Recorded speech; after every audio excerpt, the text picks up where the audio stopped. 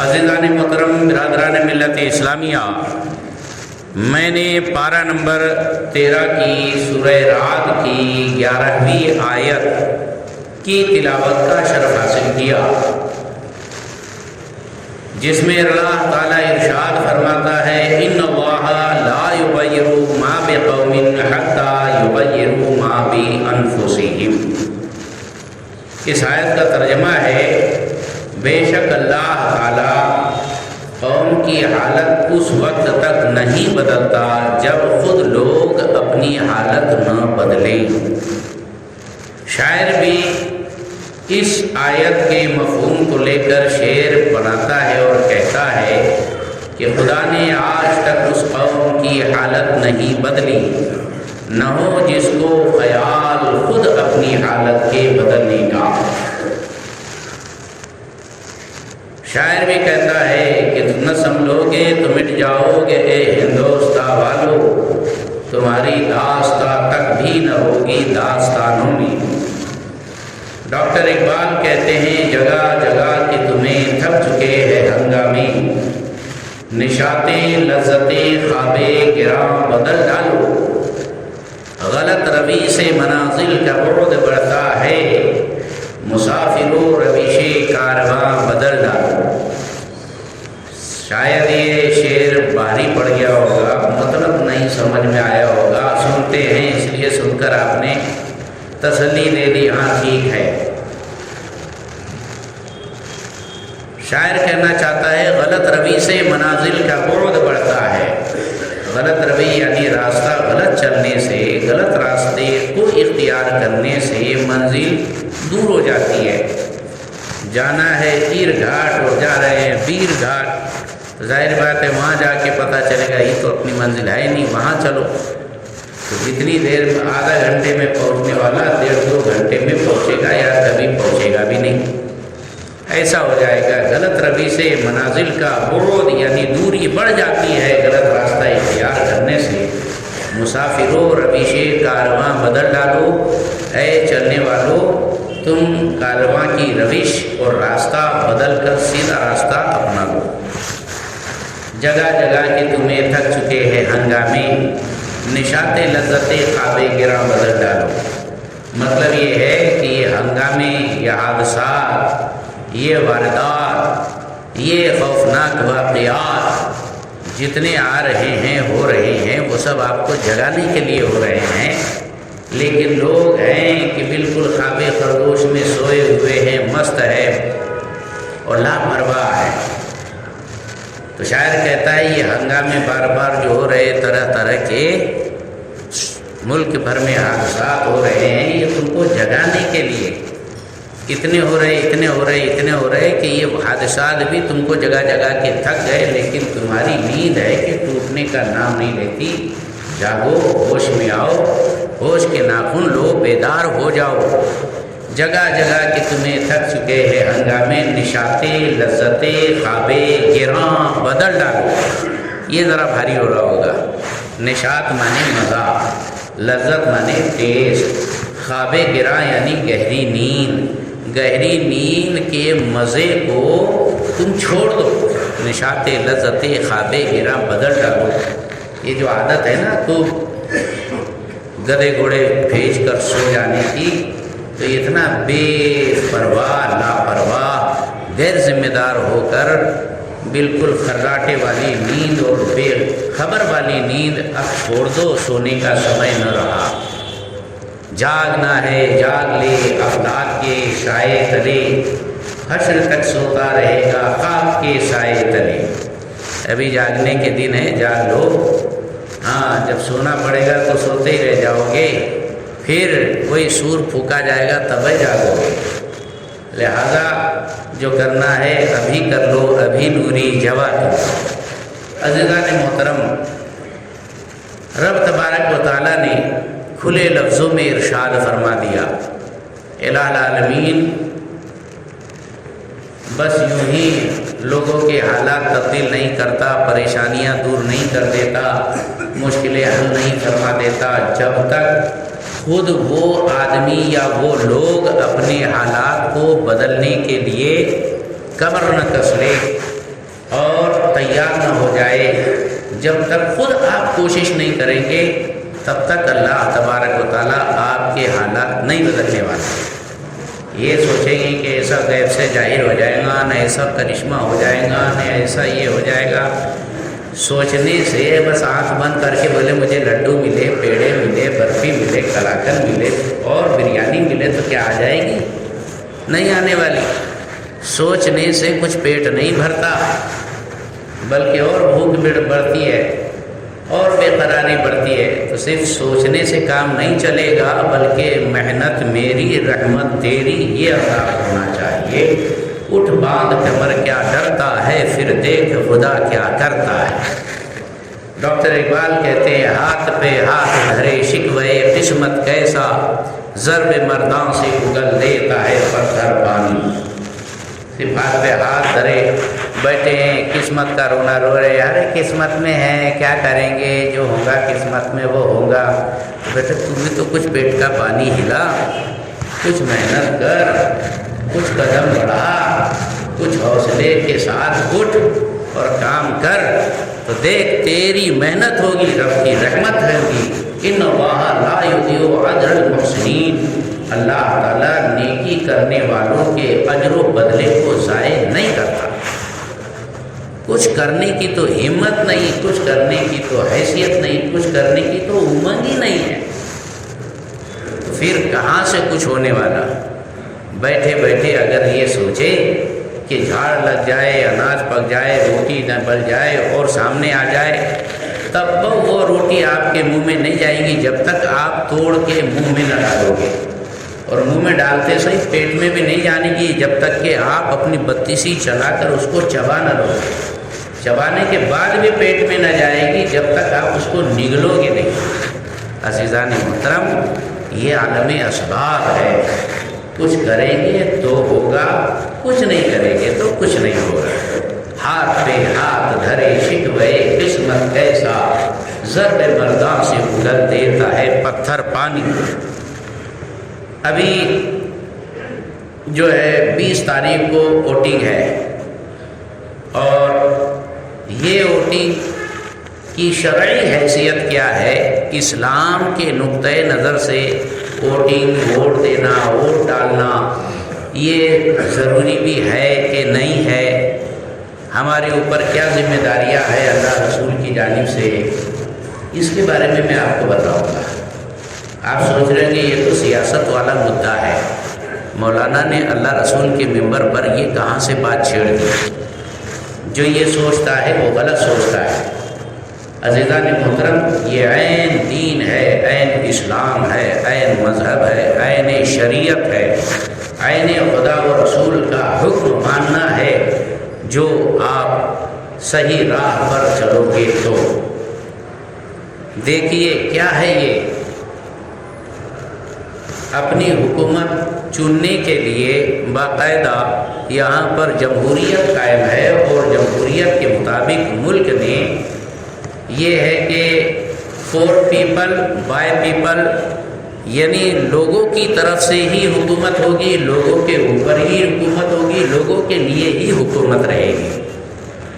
تو مطلب یہ ہے کہ یہ جو حکومت چلا رہے ہیں در حقیقت آپ بھی چلا رہے ہیں، لیکن ہر ایک ہندوستانی یہ حکومت کا راجا ہے، لیکن ہوتا کیا ہے کہ وہ اپنا راج پاٹ والا حق کسی ایک امیدوار کو سونپتا ہے، کہتا ہے میری طرف سے یہ وکیل بنے گا، یہ میرا معتمد ہے، یہ میرا بھروسے مند ہے، اس کو ہماری طرف سے پارلیمنٹ ہاؤس میں بیٹھایا جائے، یہ جو بولے گا یہ ہماری آواز ہوگی، یہ جو کرے گا یہ ہمارا کام ہوگا، اس کو وکالت کہتے ہیں۔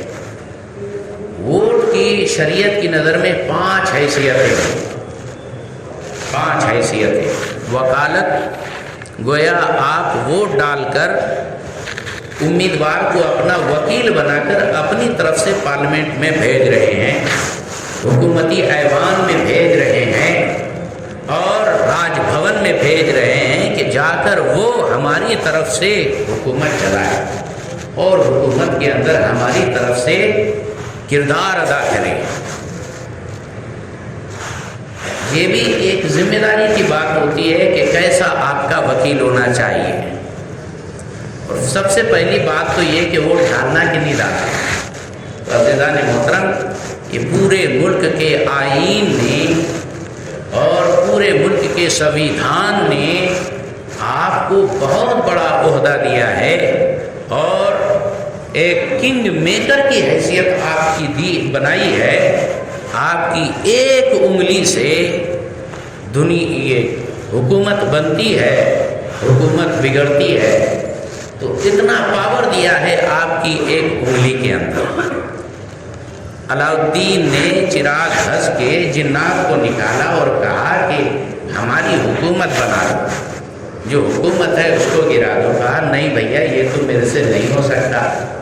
ارے جو کام تیرے ایک انگلی سے ہو سکتا تھا تو نے نہیں کرا، اتنا ایدی کندا ہے تو میں بھلا کیا کر سکتا اس کے آگے؟ تو یہ ناکاؤ کھیل ہے، اتنا پاور ہے آپ کی ایک اس بٹن دبانے کے اندر۔ آپ پر آئین نے، سنویدھان نے اتنا بھروسہ کیا، کنگ میکر، بادشاہ بنانے والی حیثیت اور شان آپ کو دی ہے، لہذا ہم پر یہ سنویدھان کی طرف سے، آئین ہند کی طرف سے ایک امانت ہے، امانت۔ رب تبارک و تعالیٰ ارشاد فرماتا ہے کہ ان اللہ یامرکم ان تؤدوا الامانات الی اہلہا، اللہ تعالیٰ تمہیں حکم دیتا ہے کہ امانت اس کے حقدار تک پہنچاؤ۔ اللہ کا آرڈر ہے، مطلب یہ ہے کہ تم کو ووٹ دینا ہی پڑے گا۔ یہ سوچتی نہیں ابھی تک کے پیسے نہیں ملے، 500 روپئے نہیں آئے، 1000 روپئے نہیں ملے، تو یہ بیچنے کے لیے حق نہیں دیا گیا ہے، یہ امانت ہے، امانت۔ اور جہاں ایسا دوگلا پن جو کرتا ہے اس کی نسل برباد ہو جاتی ہے۔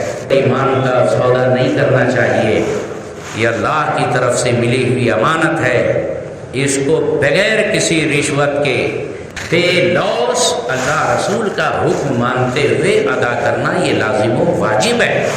ایک پائی لینا حرام، شدید حرام ہے۔ ان اللہ یامرکم ان تؤدوا الامانات الی اہلہا، اور اللہ تبارک و تعالیٰ تمہیں حکم دیتا ہے۔ یہ آیت پاک پارہ نمبر 5 میں ہے، سورہ نساء کی 58 نمبر کی یہ آیت مبارکہ ہے، جس میں اللہ تعالیٰ امانت داروں، امانت کے حقدار تک اس کی امانت پہنچانے کا حکم ارشاد فرما رہا ہے۔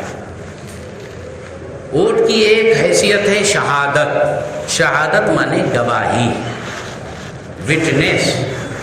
گویا آپ ووٹ ڈال کر یہ گواہی دیتے ہیں کہ یہ کینڈیڈیٹ بہت اچھا ہے، ٹھیک ہے، بھروسے مند ہے، اور بالکل اپنی ذمہ داری ادا کرنے کے لائق اور حقدار ہے۔ اس حیثیت سے آپ گواہی دیتے ہیں۔ اور قرآن میں یہ حکم ہے کہ جب تم کو گواہی دینے کے لیے بلایا جائے تو جاؤ، ہاں، اور گواہی ادا کرو۔ اس میں چوں چاں کوں کاں نون نان نکور، بہانے بازی یا کسی لالچ میں رک جانا، اڑ جانا، تاخیر کرنا، یہ گناہ عظیم ہے۔ اور غلط کینڈیڈیٹ کو صرف رشتوں میں، نعتوں میں، چاہتوں میں، تعلقات میں، دوستانہ بنیاد پر یہ دے دینا، یہ بھی غلط ہے۔ کیا ہے؟ اللہ تبارک و تعالیٰ ارشاد فرماتا ہے وَلَا تَكْتُمُوا الشَّهَادَةَ وَمَن يَكْتُمْهَا فَإِنَّهُ آثِمٌ قَلْبُهُ وَاللَّهُ بِمَا تَعْمَلُونَ عَلِيمٌ۔ یہ پارہ نمبر 3 کی سورہ بقرہ کی 283 نمبر کی آیت مبارکہ ہے۔ اس آیت پاک کے اندر اللہ تعالیٰ ارشاد فرماتا ہے وَلَا تَكْتُمُوا الشَّهَادَةَ، گواہی مت چھپاؤ، یعنی ووٹ دینے سے انکار مت کرو کہ جانو کس کو دینا، سبھی تو ایک دم بالکل 2 نمبری ہے۔ ارے بھیا تو دودھ کا دلہا ہے، 2 نمبری سبھی ہے، تو اس کے بارے میں بھی اسلام نے طریقہ بتایا ہے، تم کو ڈالنا ہی پڑے گا۔ وہ اب کس کو ڈالنا ہے وہ بھی بتاؤں گا انشاءاللہ۔ کیسے ڈالنا ہے یہ بھی بتاؤں گا انشاءاللہ، اور شریعت کی روشنی میں، کسی ایک کینڈیڈیٹ کے سپورٹ میں نہیں بول رہا ہوں، میں کامن بات بول رہا ہوں، اور خواہ اس کو کوئی زبردستی اپنے دل پہ نہ لگائے۔ جو شریعت کی ذمہ داری ہے وقت سے پہلے لوگوں کو جگانا، وہ میں ادا کر رہا ہوں۔ عزیزان محترم، اللہ تعالیٰ ارشاد فرماتا ہے وَلَا تَكْتُمُوا الشَّهَادَةَ، گواہی کو مت چھپاؤ، یعنی ووٹ ڈالنے سے انکار مت کرو۔ وَمَن يَكْتُمْهَا، جو چھپائے گا فَإِنَّهُ آثِمٌ قَلْبُهُ، تو وہ دل کا پاپی اور گنہگار ہے۔ ہاں، اس کے دل میں پاپ ہے، خام کا وہ ایدی پناہ نہیں کر رہا ہے، وہ دل کا گنہگار ہے۔ آثم قلبہ واللہ بما تعملون علیم، جو تم کر رہے ہو نا اللہ اس کو خوب جانتا ہے، خوب جانتا ہے، مطلب اس کی بھی تڑی پڑنے والی ہے۔ وقت پر سستی نہیں کرنا چاہیے، ہاں موقع پر اگر برسات نہیں تھوڑی پھوار بھی ہو جائے تو کام کی ہو جاتی ہے، اور بن موسم کی برسات ہو جائے تو پھر کوئی فائدے کا نہیں رہتا، لہذا موقع ہے تو کام کرو۔ یہ ہے کہ بھئی ووٹ ڈالنا کمپلسری اور ضروری ہے۔ اب یہ ہے کہ صاحب اللہ کے رسول صلی اللہ علیہ وسلم نے ارشاد فرمایا، ایک مرتبہ آقا حضور پاک صلی اللہ علیہ وسلم صحابہ کی محفل میں تشریف فرما تھے، کیا پیاری محفل تھی، کیا نورانی مجلس تھی، اس مجلس سے بڑھ کر پیاری محفل تو ہو ہی نہیں سکتی کہ جس میں ایک سمت علی، ایک سمت عمر صدیق، ادھر عثمان، ادھر ان جگمگ جگمگ تاروں میں سرکار کا عالم کیا ہوگا۔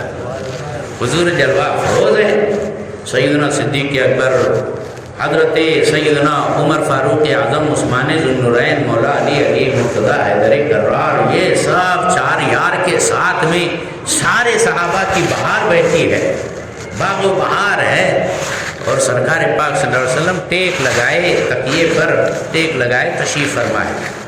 اچانک حضور ارشاد فرماتے الا انبئکم باکبر الکبائر، اے لوگوں میں تمہیں سارے بڑے بڑے گناہوں میں سب سے بڑے گناہ کے بارے میں خبر نہ دوں، مہا پاپوں میں مہا پاپ، گناہوں میں سب سے بڑا گناہ نہ بتاؤں؟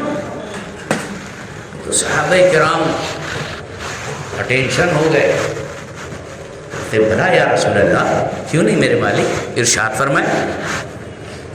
سرکار پاک صلی اللہ علیہ وسلم کی لبھائے مبارک کو جنبش ہوئی، آقا ارشاد فرماتے الشرک باللہ، سب سے بڑا مہا پاپ، گناہوں میں بڑا گناہ اگر ہے تو وہ خدا کے ساتھ کسی کو شریک کرنا، خدا کے ساتھ کسی کو شریک کرنا۔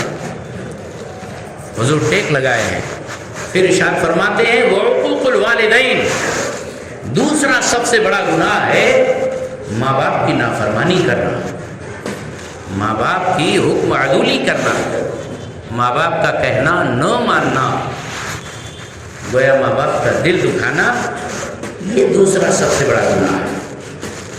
پھر حضور تو ٹیک لگائے بیٹھے ہوئے تھے، اب تیسری کی جب باری آئی، حضور پاک صلی اللہ علیہ وسلم کے چہرے منور کے آثار بدل گئے، اور آقا حضور پاک صلی اللہ علیہ وسلم ٹیک چھوڑ کر سیدھے بیٹھ گئے، بڑی بے قراری کے ساتھ ارشاد فرمایا وشہادت الزور، وشہادت الزور، وشہادت الزور، اور جھوٹی گواہی دینا، جھوٹی گواہی دینا، جھوٹی گواہی دینا، یہ سب سے بڑا گناہ، سب سے بڑا گناہ، سب سے بڑا گناہ۔ حضور اتنی بے قراری اور بے چینی کے ساتھ اور بڑے ہی دکھ درد کے ساتھ بیان کر رہے تھے، جو سارے صحابہ تھے ان کے کلیجے تھرا گئے، اور صحابی راوی کہتے ہیں کہ حتی ظننا لیتہ سکتا، ہم سوچنے لگے کاش میرے مالک اب چوپ ہو جاتے، کتنا یعنی کرب محسوس کر رہے ہیں حضور، کتنا درد محسوس کر رہے ہیں، جھوٹی گواہی دینے کو کتنا بڑا گناہ سمجھ رہے ہیں، اور بتانا چاہتے ہیں کہ آپ ٹیک چھوڑ کر بیٹھ گئے اور بے قراری کے ساتھ فرما رہے ہیں جھوٹی گواہی دینا۔ لہذا نااہل نالائق کو کیا کہتا سپورٹ کرنا یہ بھی غلط ہے، اور یہ حضور پاک صلی اللہ علیہ وسلم کی اس حدیث کے مطابق بہت بڑا گناہ ہے۔ سمجھ میں ہی بات؟ اب یہاں تک تو سمجھ میں آیا کہ ووٹنگ کرنا یہ شہادت ہے، اور باقاعدہ ووٹنگ کرنا یہ لازم و واجب ہے، اس سے کوئی بھی انکار نہیں کر سکتا، جان نہیں چھڑا سکتا، نہ نکر نہیں کرتا، چوں چاں نہیں کر سکتا۔ پھر ووٹنگ کی دوسری صورت ہے وکالت کی، جو میں نے پہلے بتا دیا کہ آپ گویا ایک کینڈیڈیٹ کو اپنا وکیل بنا رہے ہیں، اپنا ذمہ دار بنا کر بھیج رہے ہیں۔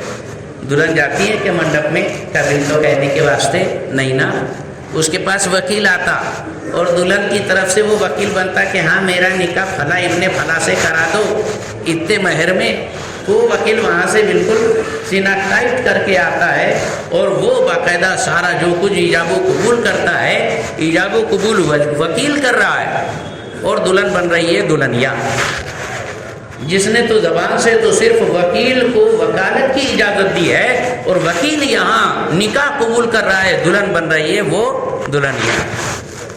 پتہ چلا آپ نے جو کینڈیڈیٹ وکیل بنا کر بھیجا ہے سویدھائی کیا کہتے ہیں راج بھون کے اندر، وہ جو کچھ کر رہا ہے گویا وہ آپ کر رہے ہیں۔ سمجھ میں آئی بات؟ کیسا ہونا چاہیے یہ آپ سمجھ لو۔ تیسری حیثیت ہوتی ہے شفاعت کی، یعنی سفارش کی، گویا آپ ریکمینڈ کر رہے ہیں کہ یہ اس کو بنایا جائے، آپ سپورٹ کر رہے ہیں کہ اس کو بنایا جائے، ووٹ ڈال کر گویا ایک سپورٹ کرنا ہے، سفارش کرنا ہے، اور سفارش بھی صحیح ہونی چاہیے۔ قرآن پاک کے اندر رب تبارک و تعالیٰ ان سفارش کرنے کے بارے میں بھی گائیڈنس ارشاد فرما رہا ہے۔ کیا اسلام ہے زبردست چیز، ہر ایک ماحول، ہر ایک موڑ، ہر ایک نقطے پر ہماری رہنمائی اللہ قرآن کے ذریعے فرما رہا ہے۔ لیکن مسلمان ہے کہ قرآن کی کوئی ضرورت ہی نہیں محسوس کر رہے ہیں۔ قرآن پاک کے اندر آیت مبارکہ ہے پارہ نمبر 5 کی سورہ بقرہ کی سورہ نساء کی آیت مبارکہ ہے کہ 85 نمبر کی آیت، من یشفع شفاعة حسنة یکن لہ نصیب منہا، جو کوئی اچھی سفارش کرے، صحیح آدمی کو ریکمینڈ کرے، تو جو وہ نیک اور اچھے کام کرے گا اس کا ثواب یہ تمام لوگوں کو بھی ملے گا۔ ایبا ہاں، وَمَن يَشْفَعْ شَفَاعَةً سَيِّئَةً، اور جو کوئی بری سفارش کرے گا، غلط آدمی کو ریکمینڈ کرے گا، يَكُن لَهُ كِفْلٌ مِّنْهَا، تو جو جتنے وہ پاپ اور گناہ اور غلط کاریاں اور گھپلے اور گھوٹالے کرے گا، اس کا گناہ یہ سب ریکمینڈ کرنے والے، ٹھپا مارنے والے، ووٹ دینے والے کو بھی اس کا گناہ ملے گا۔ سمجھ میں آئی بات؟ وَكَانَ اللَّهُ عَلَى كُلِّ شَيْءٍ مُقِيتًا، اللہ تعالیٰ ہر چیز پر قادر ہے۔ یہ کچھ بھی یہاں چوکے چھکے مار کر آپ قیامت میں چلے جاؤ گے، اللہ کے پکڑ سے بچ جاؤ گے، ناممکن، امپاسبل۔ اللہ ہر چیز پر قادر ہے۔ ان بطش ربک لشدید، اللہ کی پکڑ بڑی سخت ہے۔ چوتھی صورت ہے ووٹ دینے کی، چوتھی حیثیت ہے مشورہ۔ گویا آپ گورنمنٹ کو مشورہ دیتے ہیں کہ یہ آدمی کو ہماری طرف سے کینڈیڈیٹ کے طور پر چن لیا جائے اور اس کو راج بھون میں بیٹھایا جائے۔ تو یہ جو آپ مشورہ دے رہے ہیں نا، مشورے کے بارے میں بھی اللہ کے رسول صلی اللہ علیہ وسلم نے ارشاد فرمایا، المستشار مؤتمن، جس سے مشورہ لیا جا رہا ہے، جو مشورہ دینے والا ہے وہ امانت دار ہے، لہذا صحیح مشورہ دے، صحیح مشورہ دی، یہ ذمہ داری ہوتی ہے، لہذا صحیح انسان کو چنیں، یہ آپ کی ذمہ داری ہوتی ہے۔ اور وقت کم ہونے کی وجہ سے تیزی سے اپنی بات کو سمیٹتا ہوں۔ پانچویں حیثیت ہے ووٹ کی بیعت کرنا۔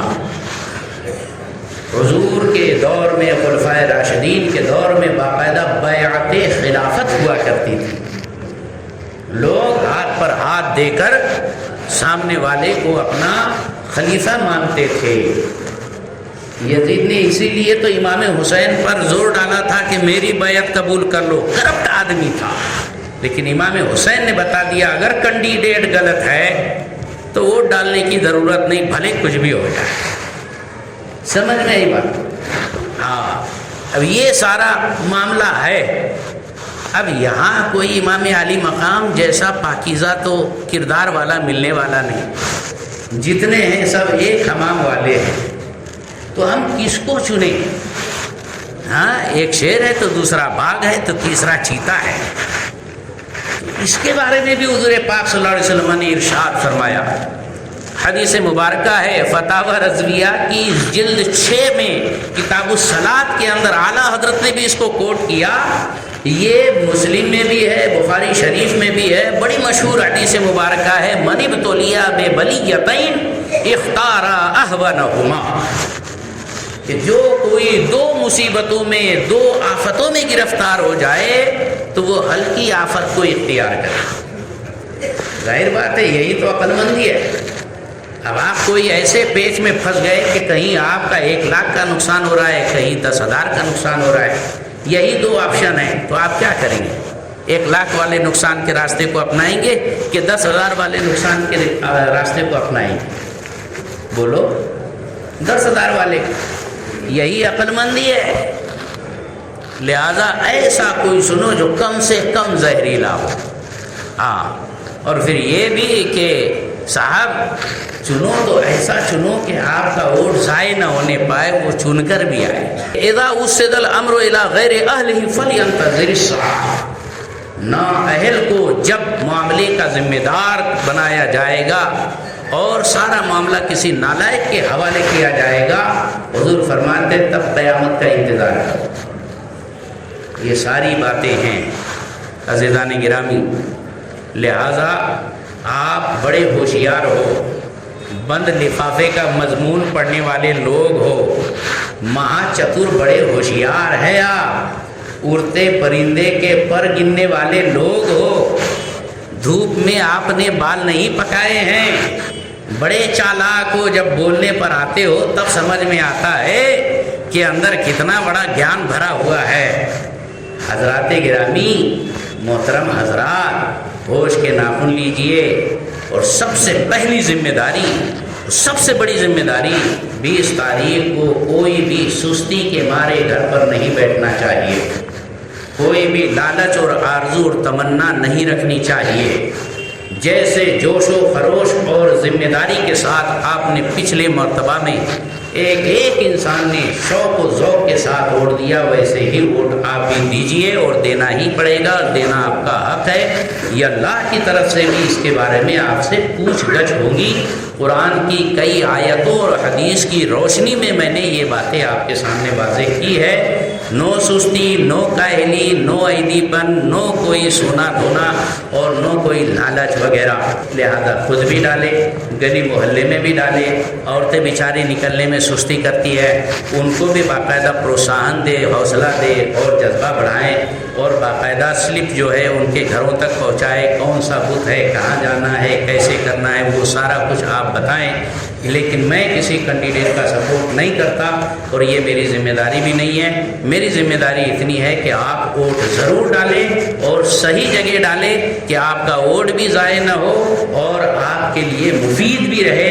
اللہ تبارک و تعالیٰ آپ کو، ہم کو سوجھ بوجھ عطا فرمائے، اور اپنے محبوب کے صدقے میں ہمیں تمام آفات و بلیات سے محفوظ و مامون رکھے، اور دونوں جہان میں تمام مسلمانوں کی جان، مال، عزت، آبرو، دھن، دولت، دکان، مکان، ایمان، مساجد، مقابر، مدارس، مراکز اہل سنت کی حفاظت و صیانت فرمائے، مستقبل محفوظ و مامون بنائے۔ السلام علیکم ورحمۃ